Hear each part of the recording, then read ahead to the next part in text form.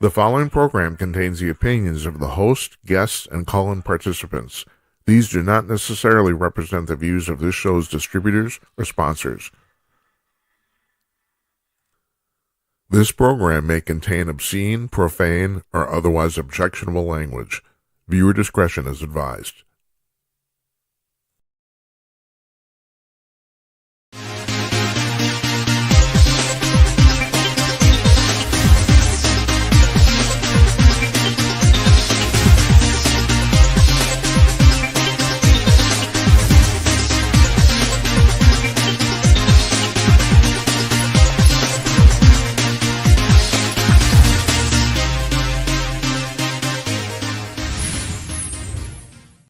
And who would have thunk it? I pushed all the buttons in all the right order.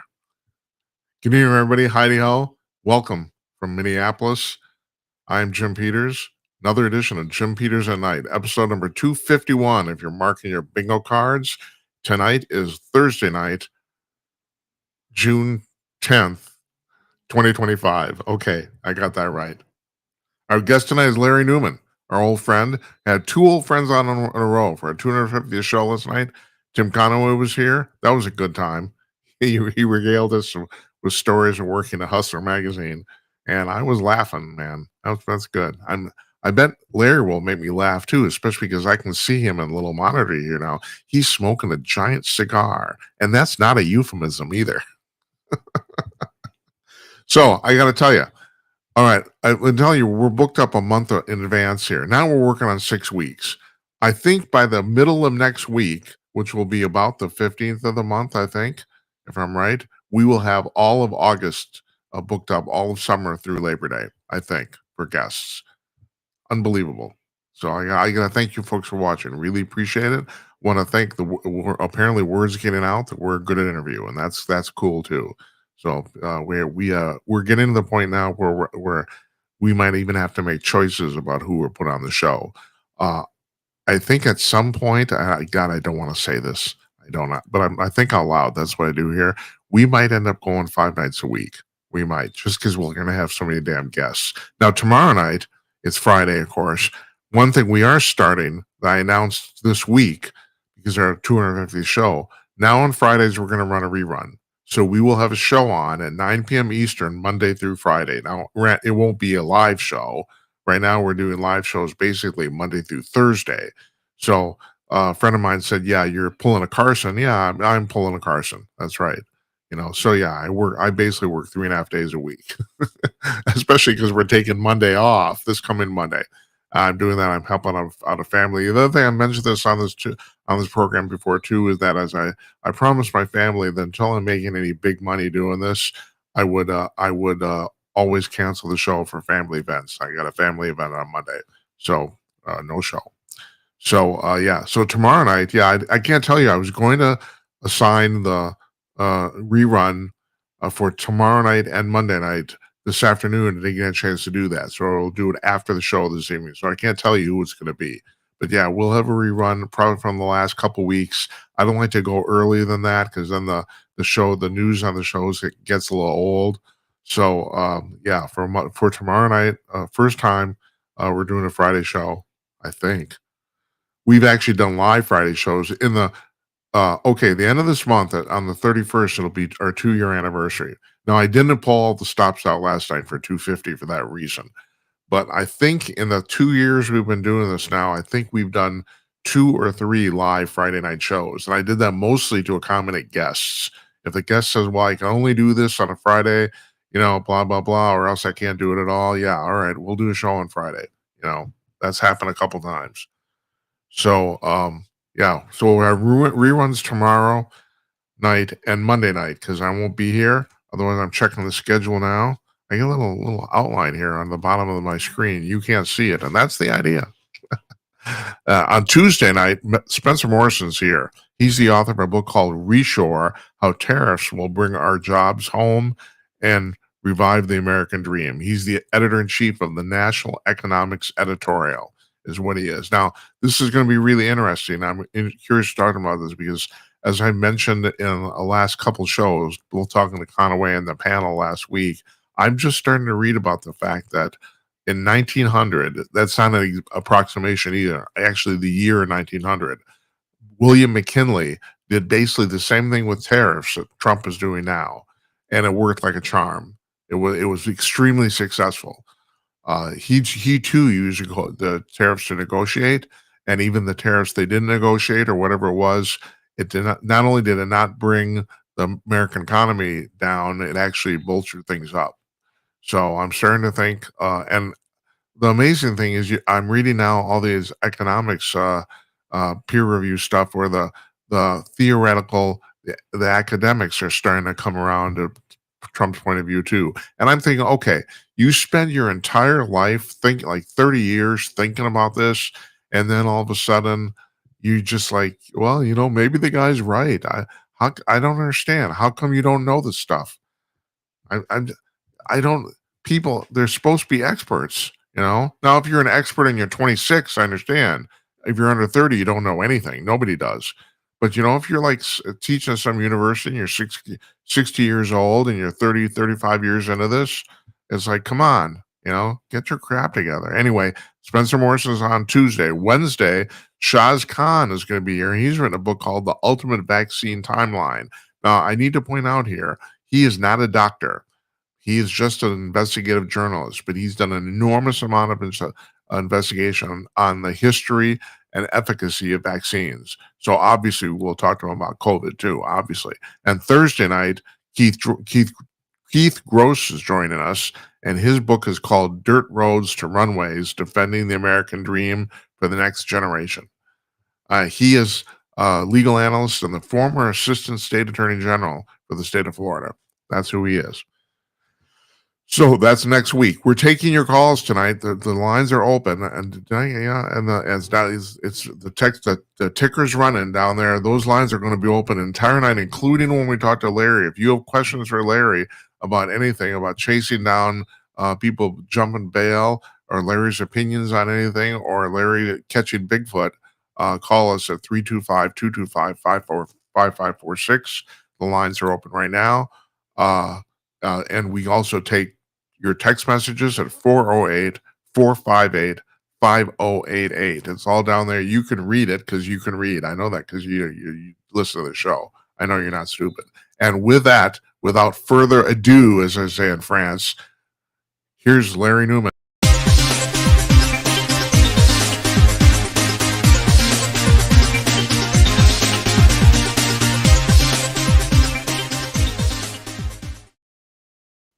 Larry, my man, how you doing? Hello, everyone. How you doing? Yeah, look at you. Look at you. You look fabulous. I want to give you a noogie right now. I just want to go, I want to do that. I want to do that. There you go. How are you? How's things in Missouri today? Things are going good. It's hot. The rain kind of ended last week, and so now we've got a few nice days, and it's nice and hot and humid, and summer's moving on. Do you generally like the heat, Larry? I've never asked you that before. I'm not big on the heat. I can put enough clothes on to go outside in the cold. That's what my mother, or not my mother. Oh God, I was just saying my wife. There's a Freudian slip, huh? Let's just forget that. Okay, all right. Rewind the tape. All right, 30 seconds, and we'll start again. Oh, okay, Larry. We got an enormous amount of stuff to talk about, but Sure. as I told you before we went on the air, I wanted to ask you about the Jeffrey Epstein stuff because you are a professional investigator. You do this sort of thing. There's so many different ways to look at this. I'm watching Gutfeld last night, and they start about an hour after we do here, so I always watch it on record. So, but the thing is, I'm astonished at how often are the stories that I'm talking about, they're talking about, are the same. But he mentioned something that I had thought of, and other people too, and that is that this whole thing that their whatever you want to call them, excuses or rationale for there's nothing to see here. He thinks they're so transparent. They're basically trying to signal to the public, we can't tell you about this. Do you think there's anything to that? Well, that case is in the hands of the Department of Justice. The investigations are ongoing, and like any investigation, you don't want to talk about parts of the investigation until it's completed. And the there may be parts of this where charges could come down on a bunch of people, um, and so it would not be proper to release all that information yet. And I know everybody's thinking that it's a long time, a long time. Well, it may be, but if there's a possibility of people being charged with a crime that's involved in this, that were on that list, then from a legal standpoint, you would not be able to release those names. It also bothers me that people get so impatient about stuff like this. The fact of the matter is that democracy is really messy and really slow. It just is, you know. I mean, and you're right. You know, I understand what your point of view. If they're actually pursuing something here, they have to have all their ducks in a row, because if they don't, they're going to mess it up in court, and somebody's going to get Right. off. You know, and so like, you know, people's impatience does bother me. It's like I have to say, I'm Well, and the other thing is if they release a list and there's people on there that uh, should not or should not be, there's no criminality on their part, then that's not something that you want to darken their name with if right. they're an innocent party to something. So I think it's proper. Um, anytime you go too fast in an investigation, you're going to make mistakes, and no one wants to make a mistake. Then on Tuesday night, I have this guy named Bill Walton on. He's a former CEO of Allied Capital, and we're talking about this. And he agreed with me. One of my theories is that might be so many people in Congress involved in this. Like, okay, there's 535 elected officials. If, like, let's say 100 of them were somehow involved in this, that like running them through the system and having them you know, default on their elected job, it could literally bring down the government. And what do you think about that? Well, and that's true, but on the other hand, you've got hundreds of people on the list, and people may be in very sensitive situations right now working for the government, and you don't want to release their names if there's nothing to see there. Yeah, If they're innocent and there's no criminality to them, all it would just unreasonably darken their reputation. yeah. And then there's the third way to look at this too is all right, what's the third way? I just crapped out. It's okay, hold on. It's gonna come to me. Just wait just a second. You can sing in the meantime if you want. Just, you know, show tunes. You don't want that. All right, let me think of what I was going to say. I was going to talk about uh, forget it. I'm bailing. I'm bailing there. Okay. Okay. All right. Yeah. So anyway, we covered that. Well, let's talk about your Oh, governor spending $500,000 for yeah. attorneys so he Let's can talk about go that. testify. I just remember what I was going to say though, Okay, and go that ahead. is the Biden administration had all this stuff before the Trump administration did, and if Trump's name was on that list, we would have heard about it in 15 minutes. Absolutely, yes. Which is I consider tacit proof that he isn't. Right, exactly. You know, because yeah, no, it would have been out so fast. They would not have, like, they wouldn't have cared who they ran over. Like you're talking about, you know, protecting innocent Sure. people. They would not have cared. You know. So yeah, let's talk about our governor. Our governor here in the state of Minnesota, he has billed the state.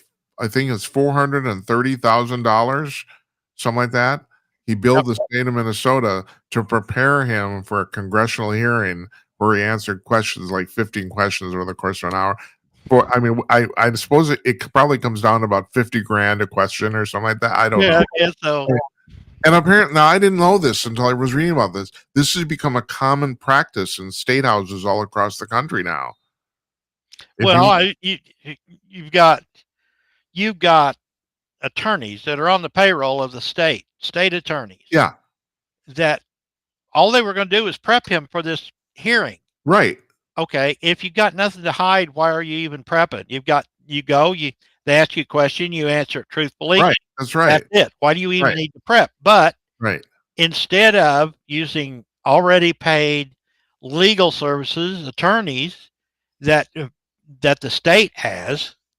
He went and spent money on an outside law firm to prep him for this hearing to answer questions that he could have answered off the top of his head with it.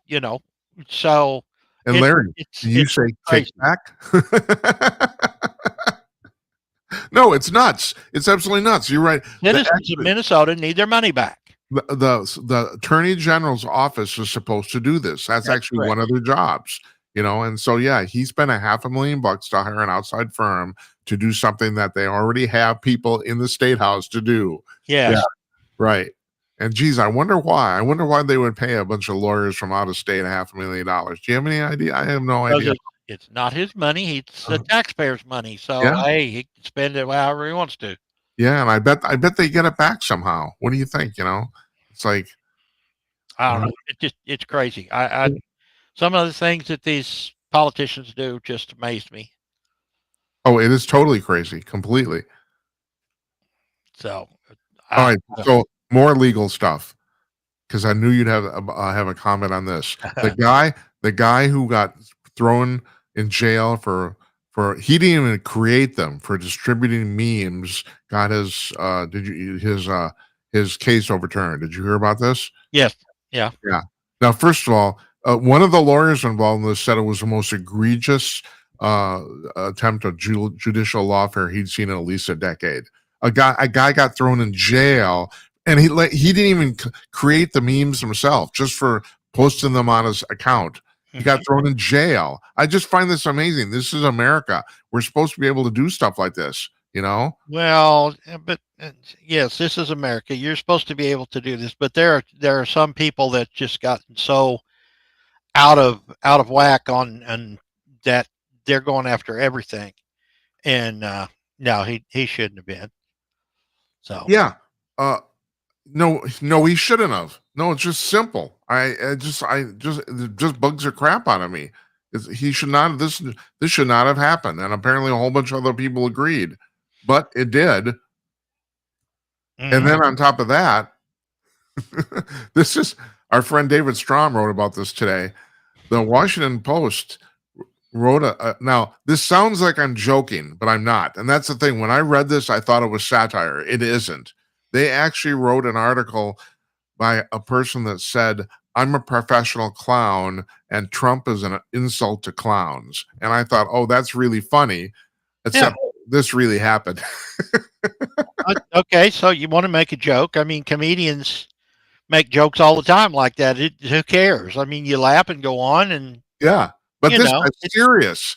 He really is a clown and he thinks Trump is insulting clowns. well, I And they spent good ink to print this. It's like I just find this amazing. It's like really it has must come have been to a this. slow Huh? day at the post. I guess I don't know. And speaking of clowns, Larry, what about our favorite Supreme Court Justice, Ketanji Brown Jackson? What about her? I, I, it's just amazing to me.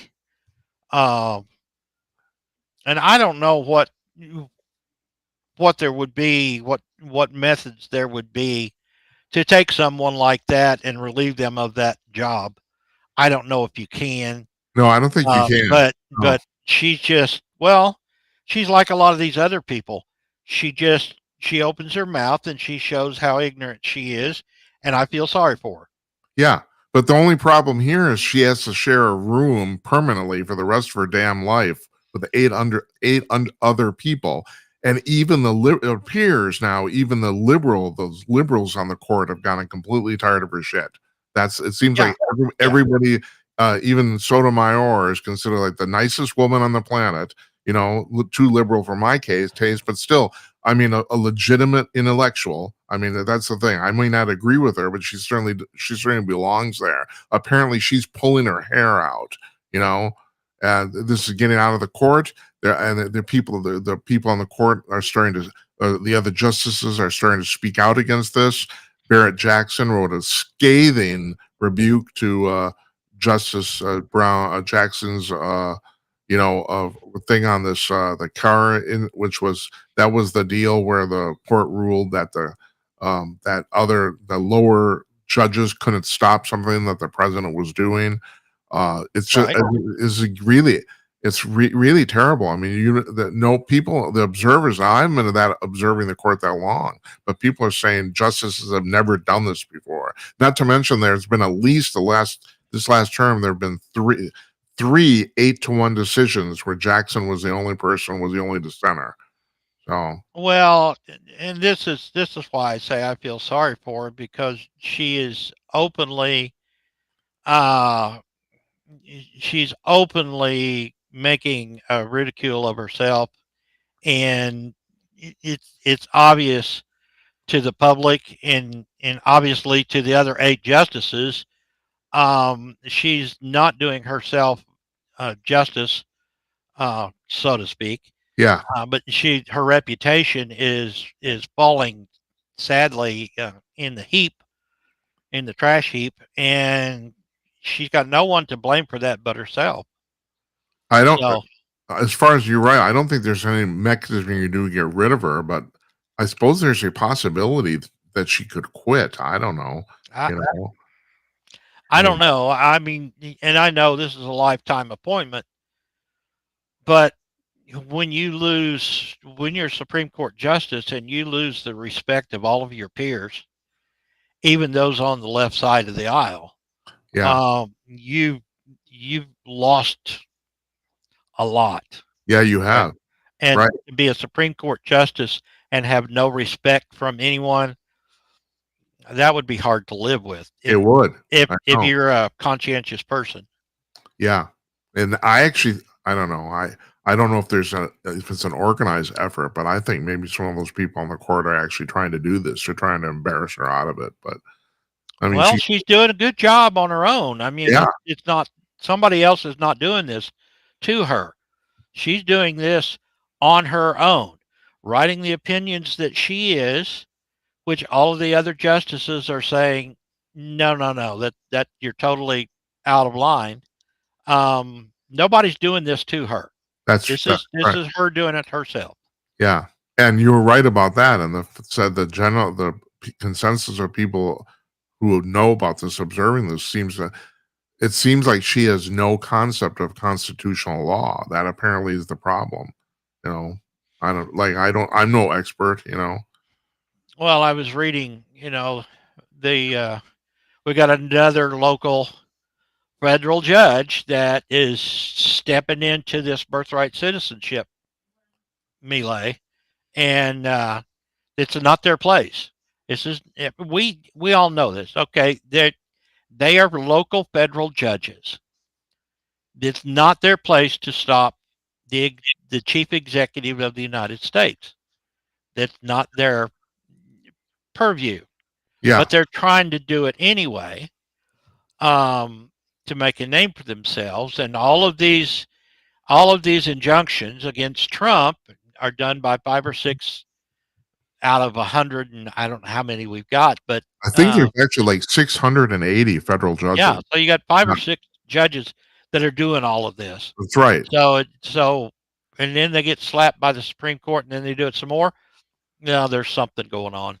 Yeah. It's a political snipe hunt, and they're getting their name in the paper for doing it. So, The only thing on this particular issue, the birthright citizenship, I've always thought that I think they'll be lucky if they prevail on this because there's just 150 years of precedent of being of no exceptions. So I don't know.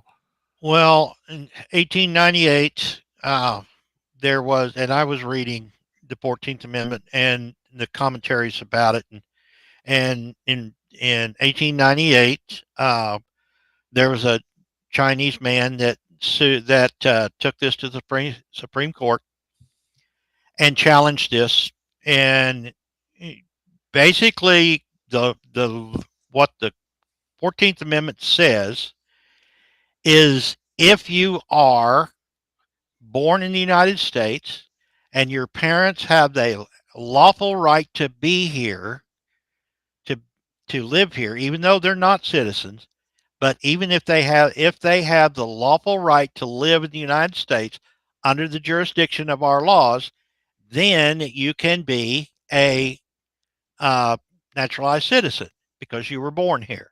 Yeah. If your parents are here illegally, or if they are in the employ of the government of the country where they're from, then they're under the jurisdiction of that country and not under the jurisdiction of the United States. So you would not be a natural born citizen.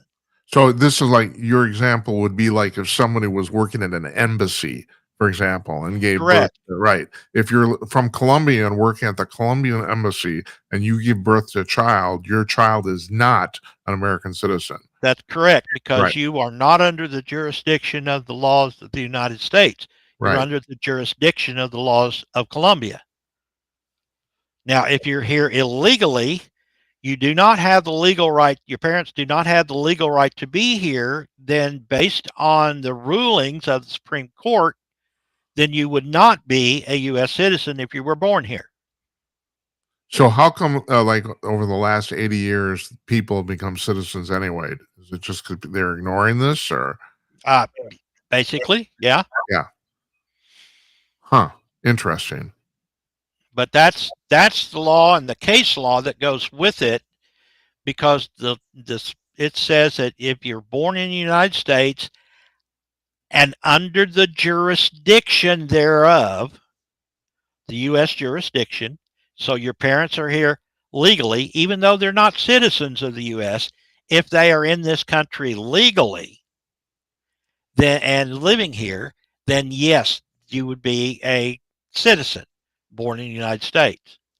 If if your parents are here illegally or are employed by the country that they're from, they are under the jurisdiction of that country, and therefore you would not be.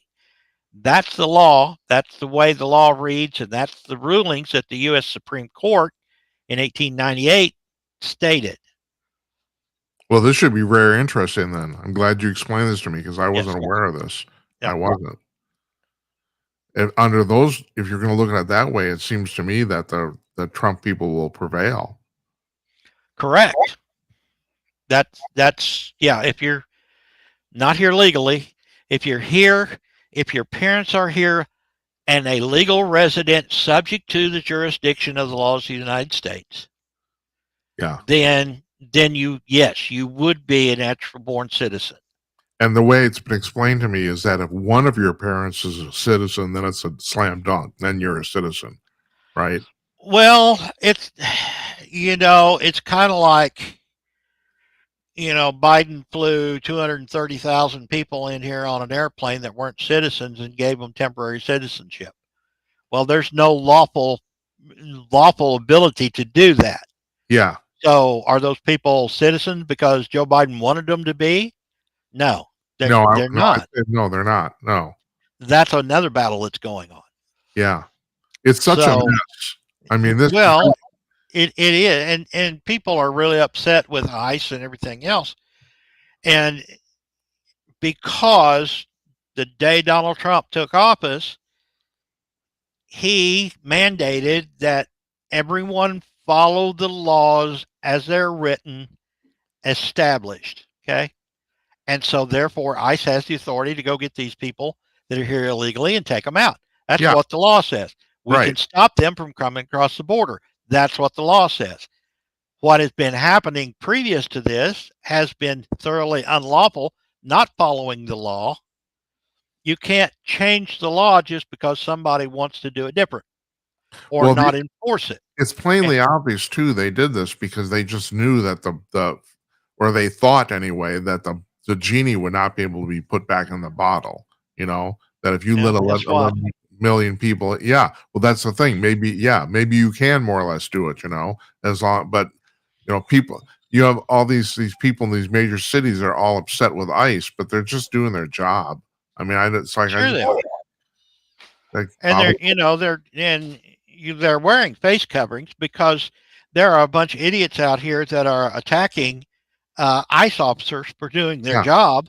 Yeah. And no, I mean, an honest citizen working for ICE, you would not want those the crazy people knowing who you are, finding out where you live, attacking your family, and everything else. So it's quite obvious why they're wearing their face coverings, and lawfully, Yeah, But it's the crazies are trying to run the country, they and are.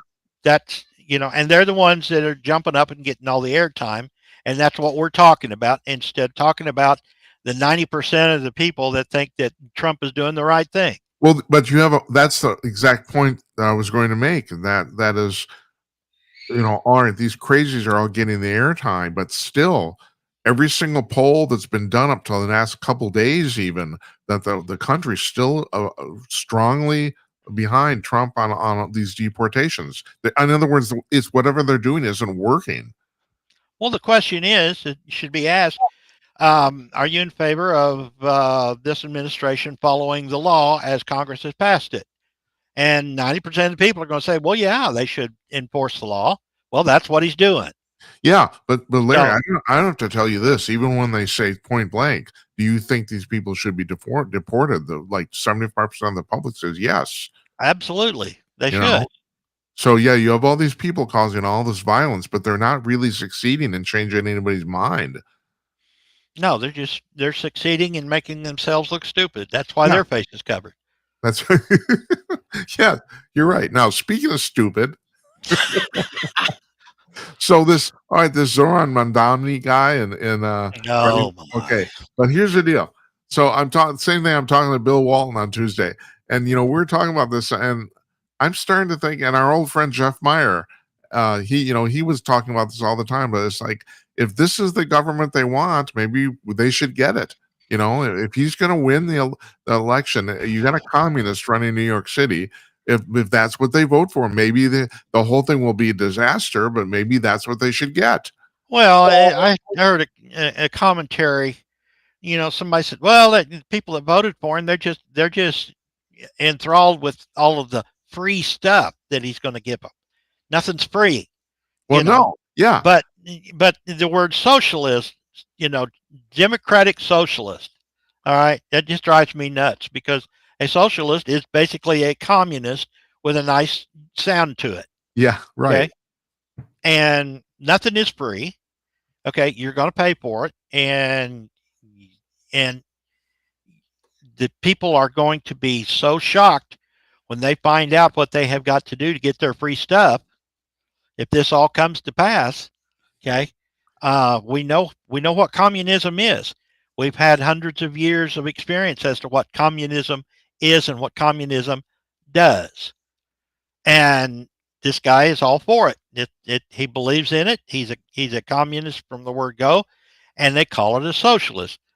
If you're old as I am and old as you are, we remember that the United Soviet Socialistic Republic. yeah, Remember what that was? The yep, United Soviet Socialistic Republic. That was Russia. That was communism. yeah, Okay, with a nice sounding word to it. It is right, communism, plain and simple. yeah, People die. Innocent people die. You no longer have the job you want. You get the job that you're told to go do, and you don't get paid for it because the money goes to the government, and then they hand you what they think you want, that you need. That's communism. that's right. Okay, and our schools, here again, this is when you let the communists and the socialists take over the schools and teach the kids. They teach you that socialism is a real nice thing where everybody gets along and hold hands and sing kumbaya.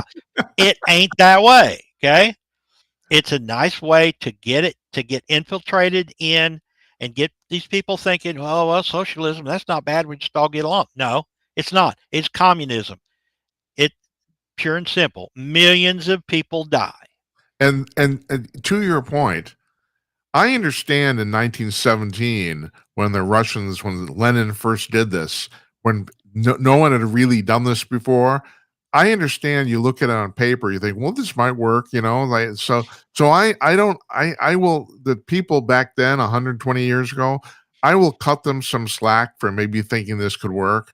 But after 120 years of the experience of this, how could anybody think this is going to work anywhere? Well, China and Russia, I mean, that's what I say. We got hundreds of years of Yeah, experience Right. with millions of people dying because of Yeah. communism.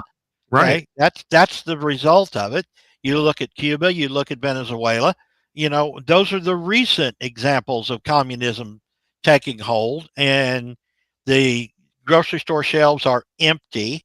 There's no food. There's nothing to feed your family because you can't, because you're told you can't by the government.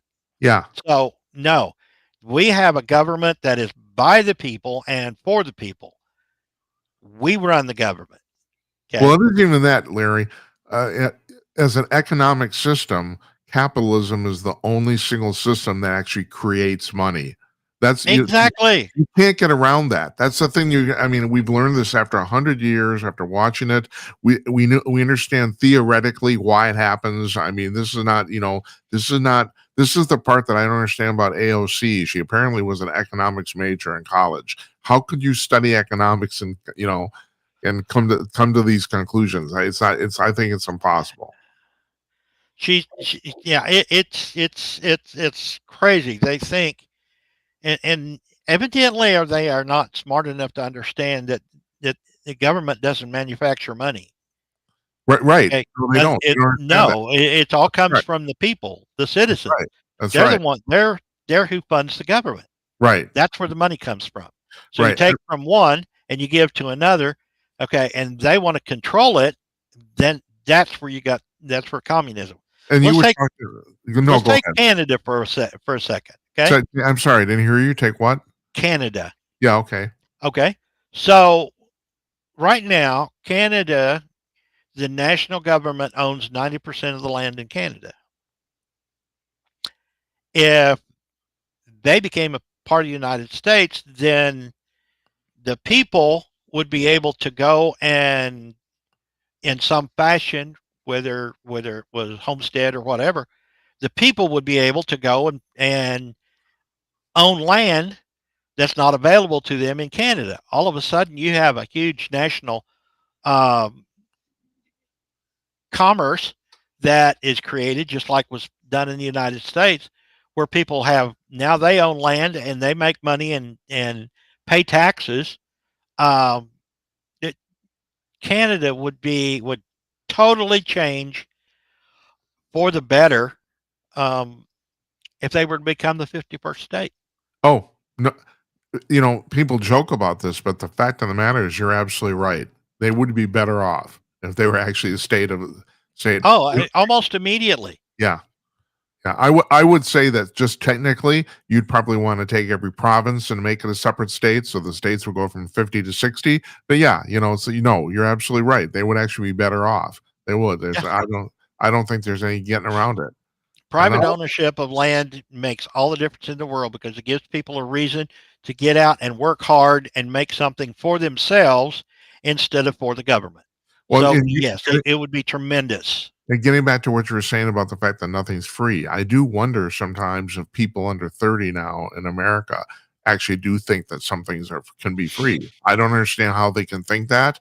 But I think their lives have been so easy. Conaway and I were talking about this last night, that for a lot of these young people, their lives have been so incredibly ultimately easy that they don't even understand where things come from. This has been repeated in every generation. People, kids grow up, they get they're provided for by their parents. They go to school, they're taught all this crazy socialist stuff, and they think, hey, it's great. Okay, by the time they're 25, they're out there fighting for all this free stuff and this socialist government way of being. Then people grow up, they get their first paycheck, they figure out that, oh, wait a minute, government's taking my money, and every generation up until the 25 to 30 year olds are liberal minded people. Yeah, But they grow up and they become Republicans after right. 30. I So, remember a friend of mine's a very conservative friend of mine said they become Republicans when they see their first paycheck stub. yeah, exactly. Exactly. And that's why you see, and I've seen it, by the time all the time I've been here on earth, I've seen that happen. People grow up, they think, in their 20s, they think, well, they're liberal or they're Democrats or whatever, and by the time they're 30, they're starting to mature and figure things out, and they change sides. Although there is one difference with this generation, Larry, that no other had to deal with previously, and that's social media. And I do wonder if You are correct. it does kind of throw a kink in the whole thing, you know. You are correct. It's harder for people to mature and think for themselves when they're looking at their phone all the time, and social media is telling them what to do. But more and Right. more people, I'm hearing more and more people say, I just closed all my social media accounts and put my phone in my pocket. I know I'm seeing people on the street right now that have gotten rid of their smartphones, going back to flip phones for Yeah. texting and talking, That's and actually, that's and that's it. that's a real thing, Larry. I mean, It is. people think but no, there are people who are dumping their smartphones and just getting a flip phone. I will talk to people. I dumped my social media accounts years ago. I haven't been Hmm. on social media in years and years. And the irony is, I used to work in social media. Yeah. So I just woke up at around 2010. I remember I woke up one day and said, I'm not going to do this anymore. This is bullshit, and I never did. I Right. walked away from the whole thing. Yep. Yeah. The show is on social media, but I don't post. And actually, No, I speaking of that, I speak, you know, I yeah, I talk to my kids and my relatives and friends, that I haven't seen for a long time. I do talk to them, but as far as posting, I don't. I wish I could go to a flip phone. My business is such that I can't yet, but I'm going to as soon as I right. can get rid of And all that. you who's watching this right now, if you want to talk to Larry, you can speak of your phone. You can call on your phone to 325-225-5546 and Right. talk to Larry Newman. I And just I just want to get my news from Conk News, and that's all. yeah, yeah, yeah, we're working on it, Larry. So, and speaking of the social media stuff, and speaking also of the fact that you're talking about that people become more conservative as they get older. Now, Mark Andreessen, who was the founder of Netscape, which hardly anyone even remembers anymore, but it made him a billionaire. He's just an investor. He doesn't really do anything in tech, even though he was kind of a child prodigy programmer years ago. And we're talking about like 25 years ago now. Right. He says that right now the system is set up so that virtually nobody in the Midwestern part of the United States can get into an Ivy League school. That it's so weighted against basically white Midwesterners that it's virtually impossible to get in. And he says, and this is interesting because the corollary to this, or the sidebar to the story, is the fact that he basically admits that he's become a conservative, and he didn't start out that way. And then you have Sam Altman, the guy who runs OpenAI, that runs ChatGPT. He came out with an article of saying the same thing. He said, "I started my life as a fervent liberal," and he said, I can't associate with the Democratic Party anymore. All these people, these big tech titans, basically, are being pushed out of liberalism because of the stupidity of the whole thing. You know, I've got 9 grandkids, and I'm teaching them. I'm teaching them basic economics. As soon as they can count money and learn what money is and count it, I'm teaching them economics. And what I'm hoping is by the time they get to be 16 or 17, they've already got their own business going and people hired to run yeah, those businesses and right, become entrepreneurs. Um, the the waste of money to go to college, and especially Ivy League colleges, yeah, it's a total waste of money. They don't gain anything in it. Um, but if they can become entrepreneurs in a business that they enjoy, and I tell them, get a business, get it started, get it making money, hire somebody to run it, and go start another one. So you get about 5 or 6, and then your job is once a week to hold a board meeting with all the managers of your different companies, and that's what you do. yeah. So, but you got to work hard and be smart. But you need to learn economics and the ability of kids and Jim and I was talking before the show, and a couple of my grandkids were here at the house, and Gatlin will turn he'll turn 8 in 2 days. Um, Out here on the farm, he's already driving trucks. Uh, our we bought a Kawasaki Mule side by side. He's driving that, wanting to learn how to back a 2-wheel trailer. He he learned this week. He backed a 2-wheel trailer all the way around the pasture, and kids have the ability to learn. Yeah, they do. Now, And I grew up in the Midwest. This is not at all unusual. Everybody knows that kids who grow up on farms here learn how to run this equipment at a very early age. And there's also kind of an unwritten thing about the fact you're allowed to drive. Maybe not into town, but you can get, if you have to drive your car down, exactly, everyone knows this. yeah, drive a tractor, drive, Right. and do field work around the farm. You learn to drive. You, it's needed a lot of times, but the ability of children to learn to do things at a younger age, people of this generation don't have a clue.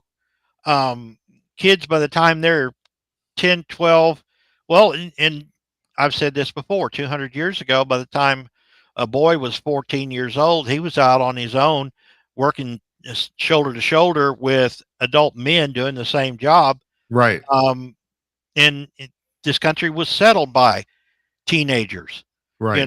They got married at 16 and they left home and they took their wife and went halfway across the country and staked out a farm, went to work and made something of themselves. They have the ability. We've taken that away from them, That's right. We have. and Totally.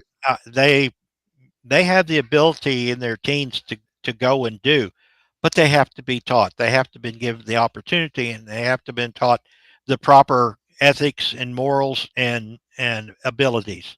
Nothing So bothers me more, Larry. We were talking to Conaway about this last night, about the fact that there's so many places in America now where that are the primary focus is on keeping people safe. Oh, from what? It's like, no, seriously, it's like, yeah, you know, there's very few things that are actually going to kill you on a regular basis. It's like mhm, you don't need to be, and then especially the online, keeping you safe online. Oh yeah, that you'll die because somebody insulted you or something. I mean, it's just absurd. yeah, And no one, we know these stories about people getting in the covered wagons and going across the prairie. They didn't even know where they were going. But the fact of the matter is, humans really did that stuff, and it was not easy. It was sure, hard. You sure. know. And by the time that they were 22 or 3, they already had a homestead, working all the time, had 3 or 4 kids. Uh, were making a living and becoming part of the communities, establishing stores, establishing towns. This country was built on that. You know, the Declaration of Independence. Uh, Most of the signers of the Declaration of Independence were in their early 20s. So, Yeah. you know, it's, we've lost that thought. Well, we want to keep these kids little forever, and that's just not the way to do it. Teach I, these kids to be adults. I said this last night, Larry. Human civilization is only about 15,000 years old. I'm going way back to the Egyptians now, right? Yeah, It's only in roughly the last 70 or 80 years that life has actually gotten easy. Almost that entire time, living was a struggle. And unfortunately, now I think the current generation, Gen Z kids, these kids since 2000, yeah. for them, it's really easy. And I think that's one of the reasons they go, oh, this social thing sounds pretty good. What could go wrong? It's terrible. Well, in my lifetime, I have seen the general public go from back in the 60s. If people worked hard with their hands, carpenters, welders, car mechanics, if you worked with your hands, you were looked up to. And now, if you come into some place, your hands are greasy and you're dirty from working hard, you're looked down upon. Don't you And think, though, Larry, don't you think that that's actually for the first time in a long time that seems to I, be kind of it is, changing? It is. know? Well, And it's first of all, there's a lot starting of to go. money. Yeah. There's a lot of money in the physical trades again. There's that. Right. Right. That's part There of is. it. I mean, It's you starting to made a change. point. They were talking on Gutfield last night. They were talking about the fact that going to Columbia University right now costs $90,000 a year. So it's $360,000 to get a degree. You're talking about talking your kids being entrepreneurs. Do you realize what you could do with that money? Sure. And then Columbia turns around and they want the federal government to give them billions more. That's right. Exactly. They don't have It's enough. nuts. It's crazy. So It's yeah, totally I crazy. totally agree that we shouldn't finance them. It's Well totally now, crazy. yeah, and now some federal judge in San Francisco has made an injunction stopping Trump from stopping the funding for LGBTQ whatever, Yeah. For giving grants to the gay community. The president, we don't need to be giving grants to the gay community. Well, And he also shut down. You can't have two genders on a passport. I would say that you don't need to be giving grants to anybody. No. And especially we're $37 trillion in debt. What do you Yes, think is going to happen here? Somebody has to stop some of this stuff, and they keep saying, well, people are going to die. Well, I hate to say this.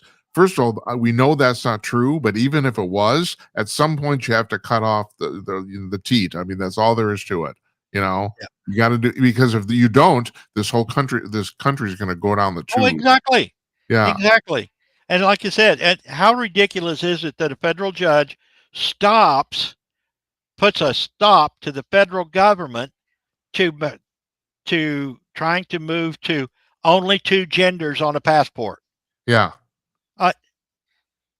Which was, what, I was talking about. There is only two genders. What else are you going to put on a passport? 15,000 years of civilization. It's been two genders for that long. From the beginning. Only in the last 4 years have there been more.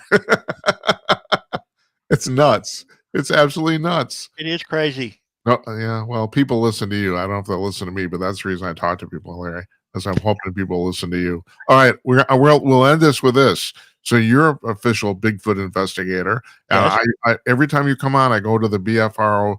That's the Bigfoot Field Research Organization, their website, because they post, and they only post what they say are Class A and B encounters. So people have to understand, if you go there, they only post the best of the best. And of course, a lot of stuff isn't even reported, and a lot of stuff has not been, the investigations have not finished. So you only see a very small portion of what they got there. So I always try to pull out a recent Class A encounter. And this is a woman who was driving between Sturgis, South Dakota, and oh God, I gotta get this right. With Rapid City. Oh, a Deadwood, right?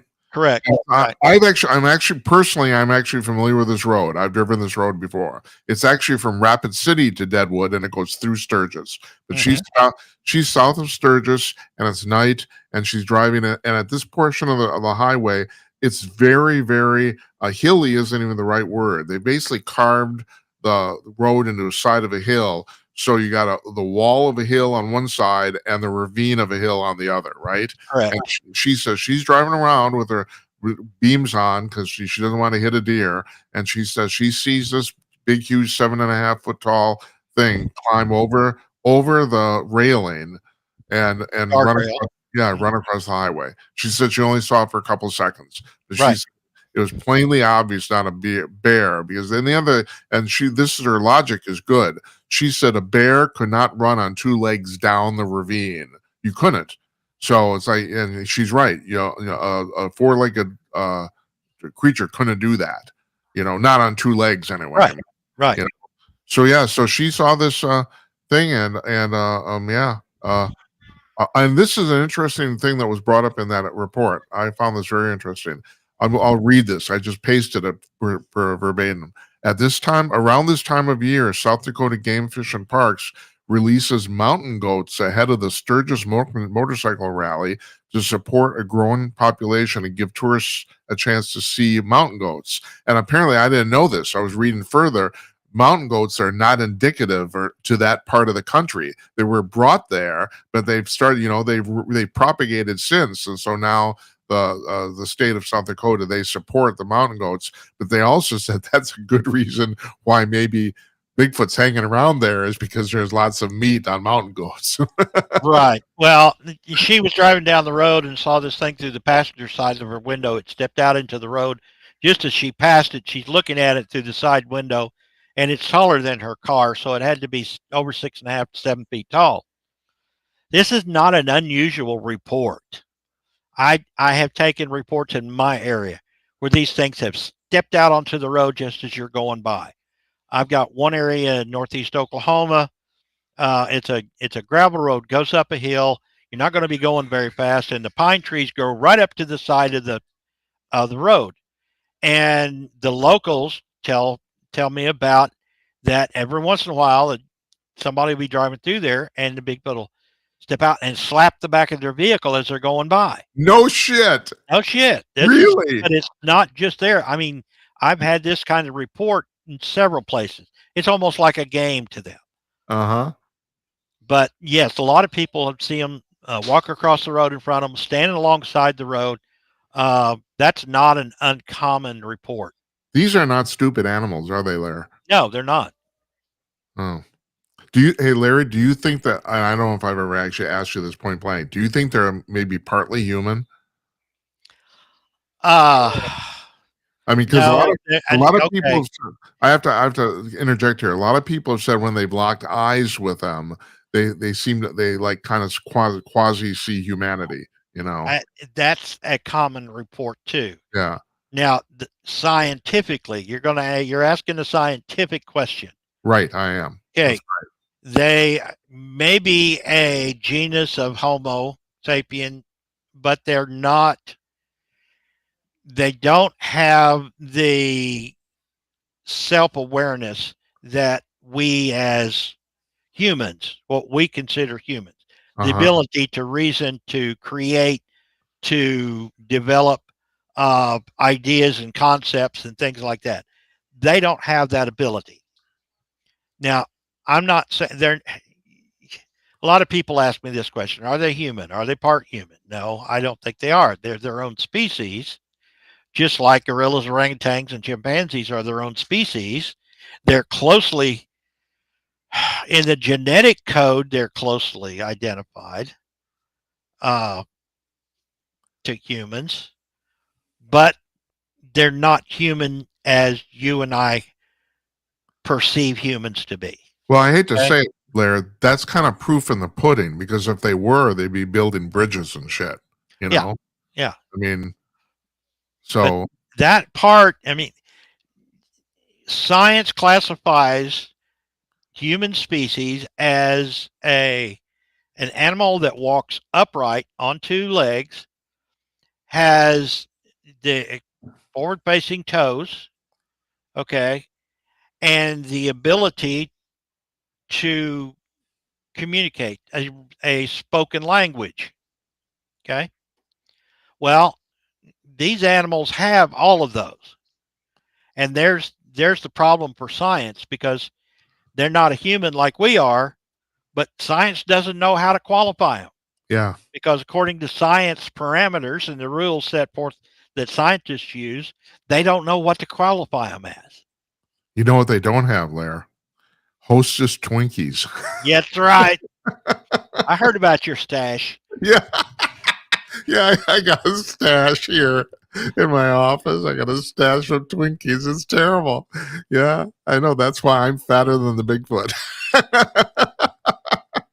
But right now on the BFRO site, I think the number of reports are numbering that are submitted are about 80,000 right now, Uh-huh. and that's since the mid 90s when Matt Moneymaker started this. So there's 80,000 reports, but report comes to BFRO, so your listeners will know. But a report is submitted to the BFRO. It does not get published publicly, reported on the site, until an investigator has actually investigated the report, spoken to the witnesses, went to the location, um, and actually documented that they feel like that this is a legitimate report, and then it gets published. Larry, shall So I assume that if that someone asks not to have the report published, that it isn't? we respect people's privacy. Yeah. I've got several people that have a close, it's not a relationship, but these things live in a close proximity to their home. They see them on a regular daily or weekly basis, and they are afraid people will come in and run them off. Right, And right. so they ask that their locations not be submitted. Um, so we've got a number of those locations that we work with the people closely. Um, and like I say, it's kind of surprising that in some of these areas that the Bigfoot, Sasquatch, whatever you want to call them, have gotten comfortable being in close proximity to certain families, certain people that they feel are not threatening, and so therefore they make themselves known visibly, audibly, yeah, In on your a regular basis. opinion, in your professional opinion, Larry, do you think that's happening because just like the crowding of the planet, like we're all being forced to live closer together? Or Well, I think that the number of reports is going up because there's more people and more people are seeing them. yeah, Um, n- uh, the the United States and Canada right now has more wooded forest than at any other time in history. yeah, And we you think never know about, that. Listen to people, would you? But you're no, right. you I know wouldn't. that You wouldn't. people, Plus, I want to point this out here. Only 4% of the continental U.S. is actually occupied by humans. 96% of it is unoccupied. Right. correct, correct. And over the years from World War II to now, fewer and fewer people, as a percentage of the population, are going out in the woods and deer hunting and doing actual, going out into the woods on a Yeah. regular basis. Everybody's got jobs. They're going to town, and so these things are increasing in number. I believe that their population has increased. Um, back in 150 years ago, for example, in southern Missouri, it was almost the woods were almost gone because the immigrants had cut down all the trees for houses, firewood, and everything else. So in the last 125 years, the amount of wooded acreage, even though population of the states has increased, wooded acreage has increased dramatically. Places that had no forest but 100 years ago now have. And so the cover and the hiding places for these things have greatly increased over the last 75 to 100 years. And their population has increased. But like I like to point out, if one of the highest reported areas for sightings is in northeastern Ohio. Who would think that Bigfoot are in Ohio? But the fact is that you've got a high population in northeast Ohio and western Pennsylvania, and so there's more people out and about, and more people see them. Yeah. So that's why the number of sightings go up. Well, But we've talked about this in the past about the fact there's more and more housing developments, not kind of on the cusp or on the borders of woods that and people. I mean, there's people now like well, you kind of alluded to this too, who literally report they see Bigfoot on a daily basis. It's right, almost basically it's become part of their neighborhood, so it's not even a big deal anymore. You know? correct. One of the most unusual reports I've ever had came from northeast Oklahoma. I had a lady that called me, and she said, Mr. Newman, she said, I need some help. I said, okay. She said, well, I had called you once about we'd seen a Bigfoot. Yes, I remember. She said, well, we have a problem. We moved to another farm. We bought 10 acres on the river over here in north central Oklahoma.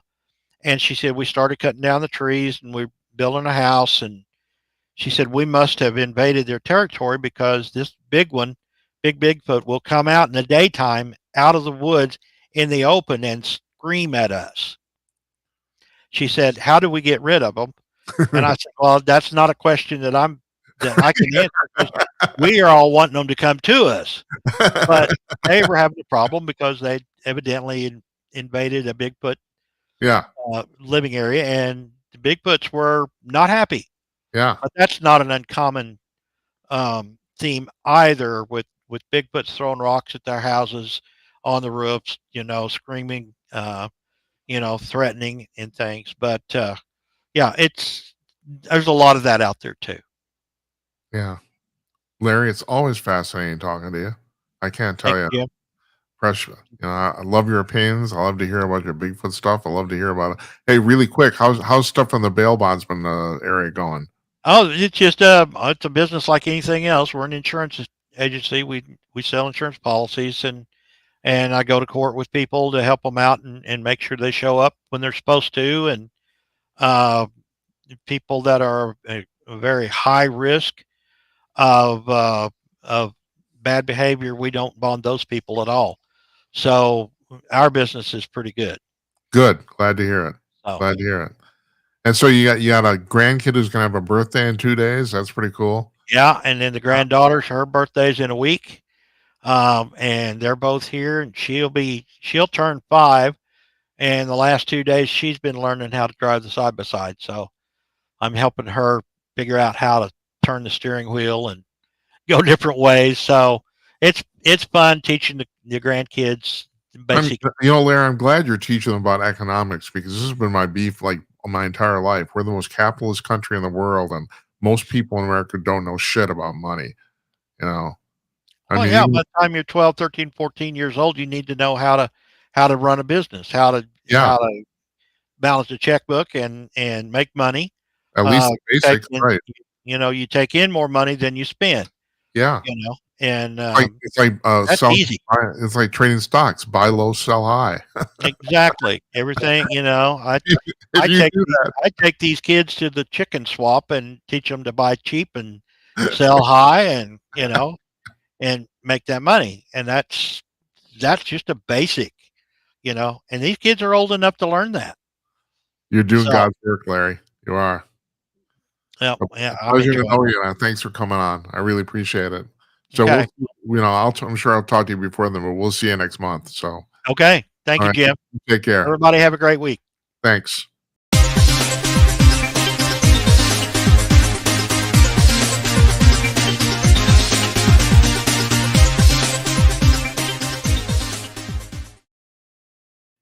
Larry Newman from Joplin, Missouri. There, yeah, yeah. You never think, it's really about the Bigfoot thing. People say, "Well, these are elusive creatures." No, they're actually all over the place.